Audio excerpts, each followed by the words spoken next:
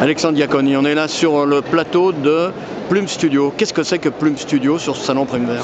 Alors Plume Studio, c'est une activité qui fait de l'audiovisuel globalement, qui réalise des films de communication, de documentation pour collectivités, entreprises, musées, tout ça.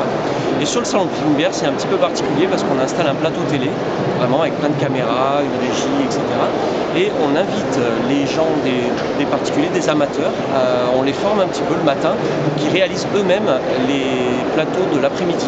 Donc voilà, c'est le troisième jour ici et on a eu déjà 2 équipes, on en a une troisième aujourd'hui qui va réaliser les émissions de cet après-midi. Donc ils vont prendre les caméras, on va leur mettre les casques pour qu'ils puissent communiquer, ils seront à la régie et nous, les professionnels de Plume Studio, on sera là en accompagnement de ces gens-là pour qu'ils réalisent leur émission. L'idée étant d'apprendre aux gens à se réapproprier la technique des médias pour qu'ils fassent leurs médias eux-mêmes. Voilà, c'est ça l'idée. Alors, à côté de la dimension effectivement commerciale, si on peut dire, et c'est pas péjoratif, il y a cette dimension d'éducation populaire. Exactement, donc voilà, ça c'est...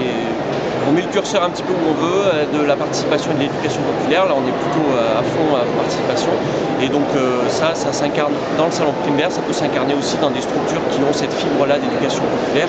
Donc les MJC, les centres sociaux ou voilà, des gens, des associations qui ont ça dans leur veine, on va dire.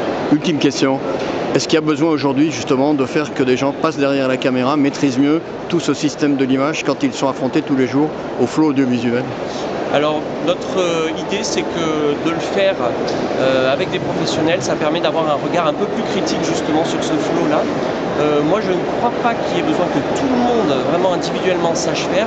Par contre, si on se met en équipe, il y en a qui soient un peu plus à l'aise avec poser des questions, d'autres qui sont un peu plus à l'aise avec prendre une caméra, et tout ça en coopération, parce qu'il y a aussi un peu ça derrière, ça fait qu'en fait on se réapproprie l'outil média.